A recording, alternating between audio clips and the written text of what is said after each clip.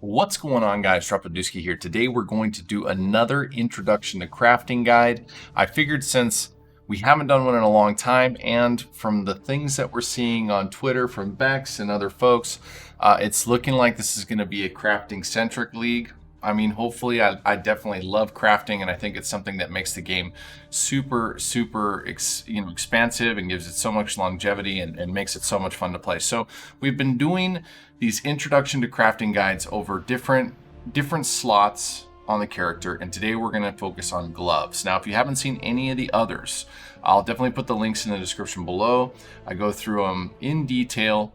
Now, one thing I do want to mention at the beginning of this video is these are oriented for brand new players, right? So we're not going to get into super advanced crafting strategies, like using the conquer orbs or going for very specific, influence based stats. We're going to go from basically when you get to end game, what's the easiest way to turn a pair of gloves, like to pick the correct base and turn a pair of gloves into something usable and something that could potentially make you a little bit of currency, especially at the beginning of the league, right? So certain things that I like to do at the beginning is with gloves or rings or anything, doing a real base, easy craft that's going to make me a couple of chaos.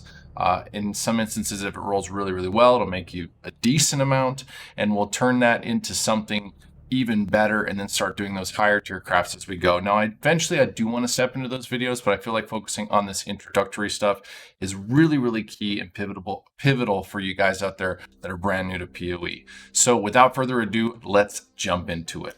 Now, just like we've done in the past, we're going to come over to the PoE wiki. Now, the wiki is a super useful tool in understanding different armor pieces and what bases work best for a specific character. Now, with gloves, outside of other things that we've done thus far, there are three particular bases that I want to discuss today that are really beneficial to three different types of characters that you can create in PoE.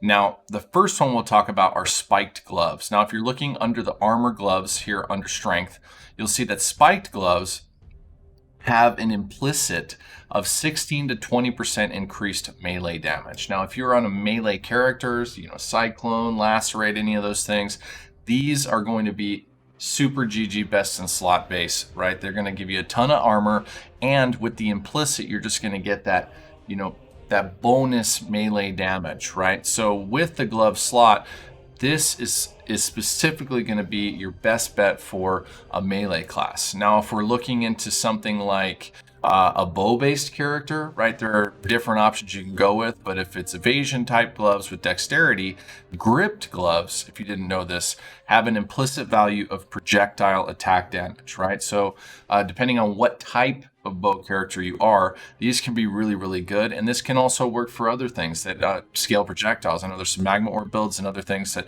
scale projectile damage, and in that instance, grip gloves are going to be a super good pick for you to utilize, right? Last but not least, the third one I want to put emphasis on are the fingerless silk gloves. Now, for all the spellcasters out there, whether this is one of your first, I'm sure you've seen these. They're typically got a decent value on them, especially if they roll well. If you can get a hold of some fingerless silk gloves, the implicit is it gives you spell damage, right? So 12 to 16% spell damage. And we're going to go over how to max out that implicit in this video. So depending on what type of character you're making, there is a specific glove type that will give you some sort of implicit value that's going to help to increase your DPS, right?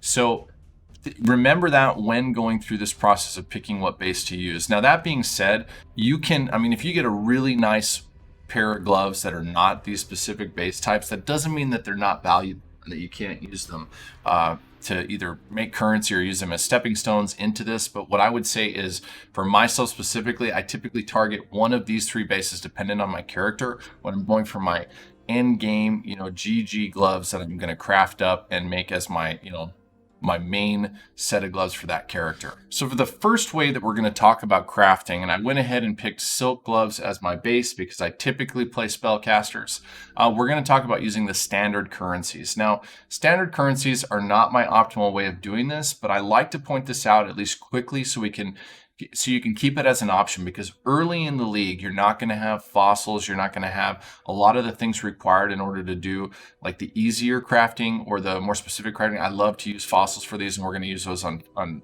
later examples in the video. But early on, when you're trying to get yourself something that can be beneficial to you right off the bat, the first thing you're going to prioritize when you hit end game is, I got to max out my resistances, and I'd like to get myself some more survivability, right? So if you're life based or energy shield based, one or the two, you can do that quickly and easily with regular materials, right? So in that instance, what we'll do is, you're going to use a transmutation orb to basically turn it into a magic item, right? Blue. And then with alteration orbs, even if you have just a few laying around, I'll typically look for a decent resistance, and then I'll aug to see if I get something that's valuable for my survivability stat, right? So at that point, we have energy shield percentage here, we have fire resistance. We could, from that point, regal this item and see if we get lucky with a second resist, right? Now, in this instance, I wouldn't keep these gloves because I would rather have some flat ES. But I mean, if we're talking about right at the end, and of course you may not have fingerless silk because of the required eye level at that point, but if they were a different type of glove, it'd be the same process, right? So we would be going through basically using our transmute to just turn it into a magic item, depending on the way it rolls initially, like, oh, it's got a resistance, let's see if we can get ourselves some life, right? And then go through that process till we get something that we can utilize at least early on. See, that's a great life roll, right? So then we'll use an augmentation or augmentation to see if we then hit something else that can be useful, right? And this is always going to vary depending on you. Now, if we're talking about making currency, right, typically I'm going to be going for life and then a resistance, and then I could potentially add a subsequent second resistance on the bench, right? So always keep that in mind when doing these things, right? And if it's early in the league and I don't have the highest tier available resistances, I'll do that. And it's like, okay, I've got 40 int, 72 life, 1 resistance. That's not great to me, but also early, that could be the difference between, having your resistances balanced and not having your resistances balanced. It's one of those, it's nice to know these little tips by utilizing just the regular currencies so that you can quickly balance your resistances yourself, right? There's energy shield and cold resistance. So let's regal, see if we hit. We didn't get another resistance, but then with the bench, we could come over here and grab ourselves like a secondary resistance. And now we've got something that we can potentially work with, right? Now, one more thing I want to touch on with the normal materials, right? The normal crafting materials outside of fossils. Blessed orbs, okay? Blessed orbs are super, super important, especially for the 3 bases that we've discussed thus far. If you notice, we have 13% increased spell damage here, 16 is the max. With Blessed Orbs, you can re-roll that implicit value. Now it's maxed out. Now, if I were going to craft something for selling or for utilizing, I always max that out because every little bit helps, right? So remember, use your Blessed Orbs, max out that implicit value, make that piece as strong as you possibly can. One quick thing I want to note, even though most of the time I don't do it unless we're late in the league and I got a lot of chaos, is you can chaos spam an item, meaning that once it's rare, if you want to, you can take chaos and then just hit it and keep re-rolling it. It's going to re-roll all the stats on that item, and you could potentially get something really, really good. Now, quickly, even though this is something I want to put a lot of time into, and we haven't really discussed essences at all in some of the previous introduction to crafting videos, I think it's really important to mention when we're specifically talking about gloves, because if you're doing a melee character, physical damage is king on a lot of those physical-based melee damage characters.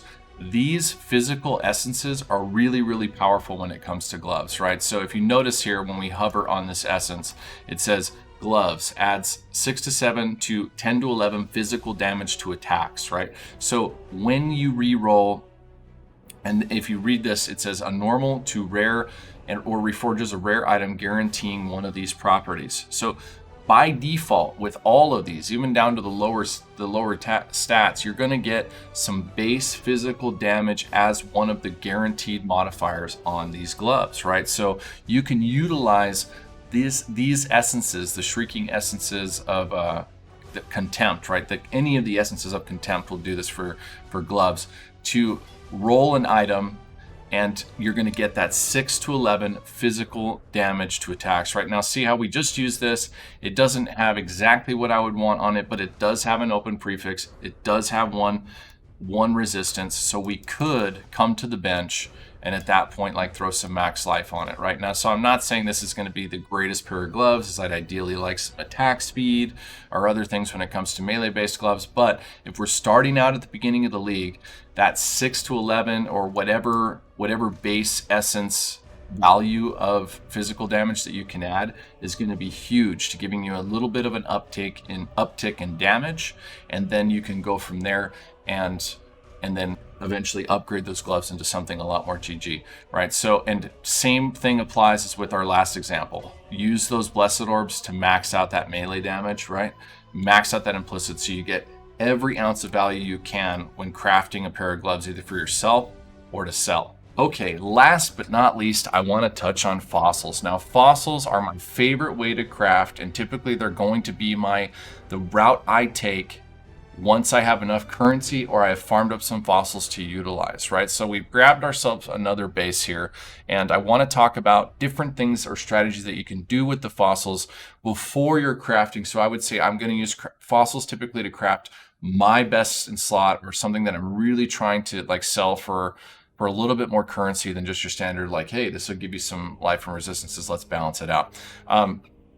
When you're using fossils, remember that this applies just like it did with the helms or any of the other slots that we did. If you want to potentially maximize the quality, and when you maximize the quality or get the quality as high as you possibly can, it's going to give you more base stat of the base glove, right? So for this, it has evasion on it, right? So if we have a quality of 20, it's going to increase the base evasion value of these gloves, right? But with perfect fossils, we can, in fact, get higher than 20. We can go all the way up to 30 if we get really lucky, right? So that first roll was 23. Now, I'm not going to invest a ton into these to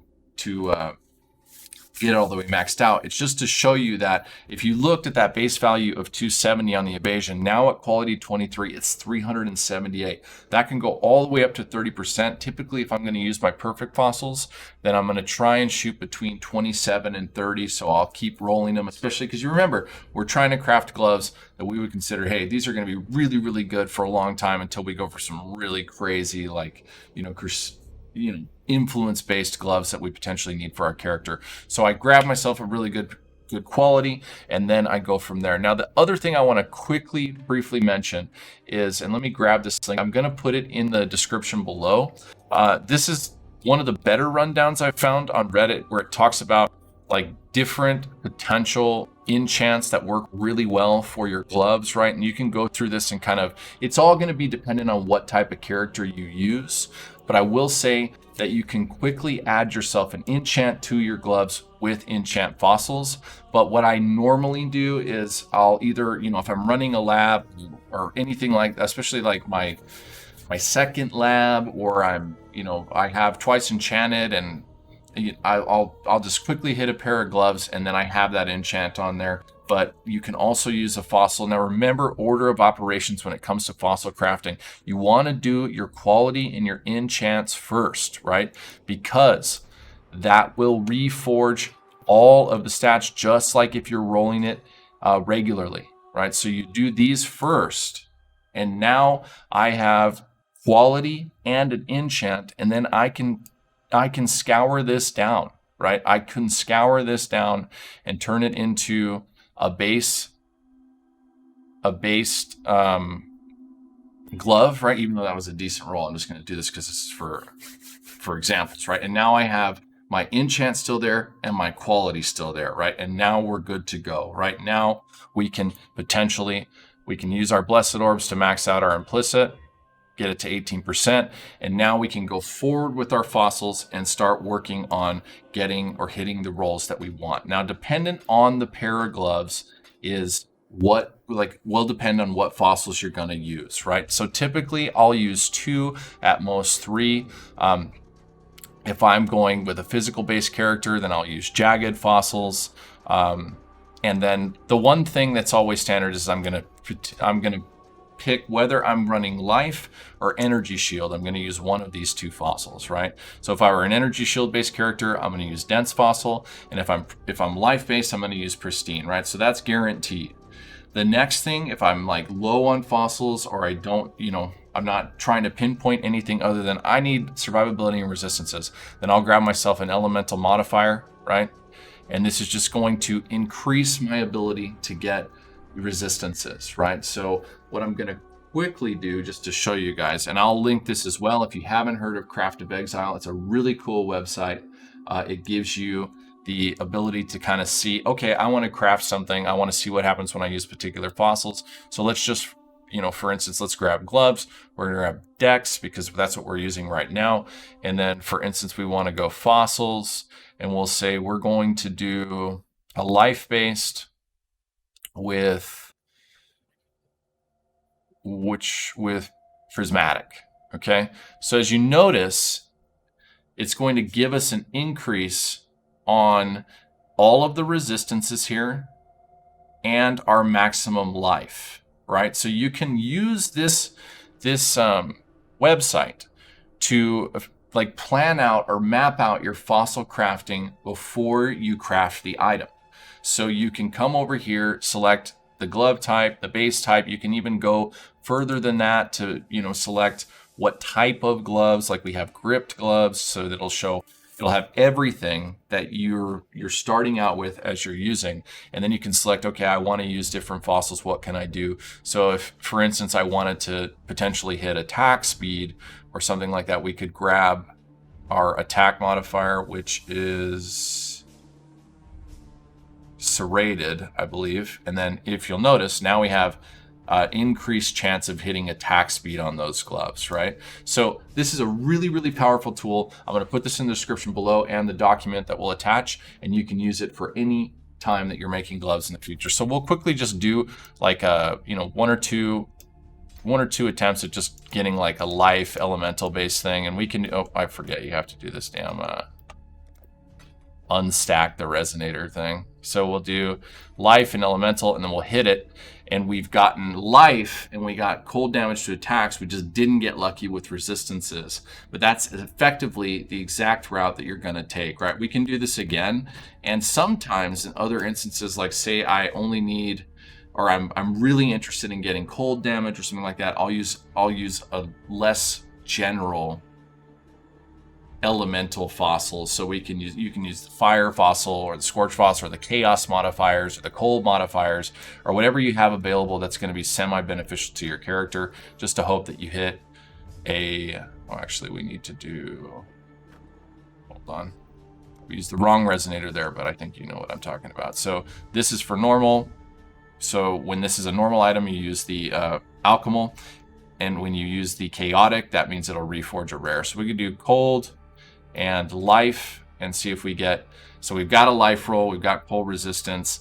That's ideally what we want, but that's a terrible life roll. But this is the route that we're taking, right? This is all just examples. So what we've gone over in this video is how to use your normal currencies to get them lifted up. Then we talked about the essences and then the fossils, right? These are the routes that I always take in the beginning. There's a lot of money to be made, especially for you new players, by just hitting a decent survivability stat and 2 or 3 resistances, right? It doesn't have to be tier 1. It can be lower than that.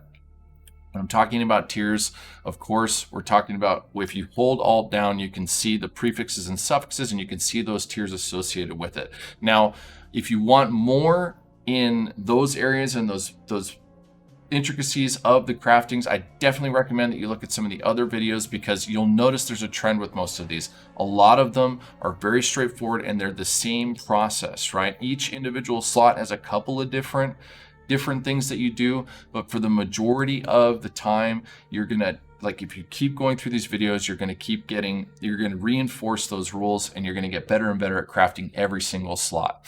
Guys, thank you so much for checking out this video. I hope everybody has a great time and it gets better and better at crafting. I think crafting is one of the coolest things that Path of Exile has to offer. If you guys have suggestions on other videos you want me to do, throw them in the comments below. Also, if you have other tips or tricks for introduction to crafting stuff, throw some recommendations in the comments. That's how we all get better. It's just taking information from each other and then all using it to have a better, more productive, more profitable league. Guys, thanks again, everybody. It's good to be back. It's good to be doing videos again. Don't forget, if you haven't been to the Twitch channel, it's twitch.tv/dropadooski. I stream 5 days a week. If you have any questions, whether I'm playing PoE or not, stop on in, ask that question. It doesn't matter if I'm not on that game. I do jump around a little bit, but I'm normally playing PoE, guys. Thank you so much for all the support, and we'll see you soon. Peace.